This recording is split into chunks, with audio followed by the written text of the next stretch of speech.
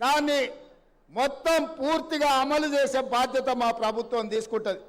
హడావిడిగా ప్రారంభించి అటక మీద పెట్టే ఆలోచన మా ప్రభుత్వం చేయదు. ఏది ఇచ్చినా ఆనాడు ఆకాశమే హద్దుగా ఇందిరమ్మ ఇల్లు అడిగిన ప్రతి పేదవాడికి అక్కడక్కడ ఒకరొకరు రెండు తీసుకున్నా కూడా ఆ ఎల్ల Congress party doctor YS Rajasekhara Reddy గారు ఉన్నప్పుడు ఇచ్చిన మాట వాస్తవం కాదా మీరు ఆలోచన చేయండి. అందుకే ఇవాళ నేను ఒక్క మాట సూటిగా కేసీఆర్కు సవాలు విసురుతున్నా.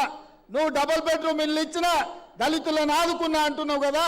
ఏ ఊర్లలో అయితే కేసీఆర్ డబుల్ బెడ్రూమ్ ఇల్లు ఇచ్చిండో ఆ ఊర్లలో నువ్వు ఓట్లు వేయించుకో. ఏ ఊర్లో అయితే ఇందిరమ్మ ఇండ్లు ఉన్నాయో ఆ ఊర్లో మేము ఓట్లు వేయించుకుంటాం. ఈ సవాల్కు సిద్ధమా అని చెప్పి నేను కేసీఆర్ని అడుగుతున్నా.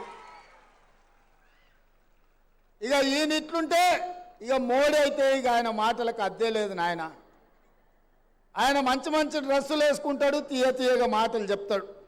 ఆయన బీజేపీ ఎన్నికల మేనిఫెస్టోలో చెప్పారు 2022 వరకు భారతదేశంలో ఉన్న పేదోళ్లకు 100% ఇండ్లు కట్టిస్తాం.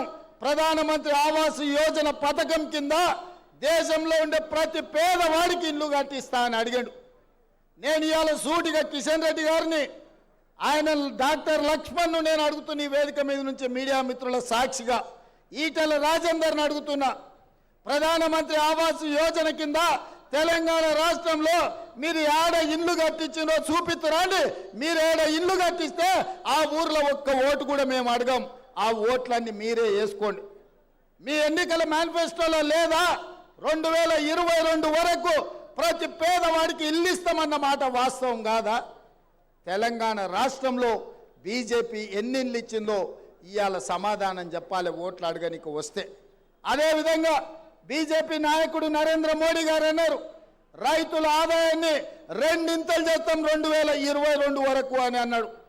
ఇవాళ పెట్టుబడి దక్కక లక్షలాది మంది రైతులు ఆత్మహత్యలు చేసుకున్నారు.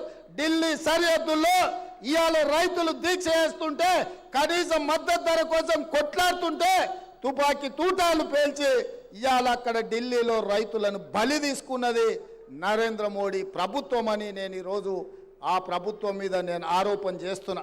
అదేవిధంగా స్విస్ బ్యాంకులో నల్లధనము లక్షలాది కోట్ల రూపాయలు ఉంది.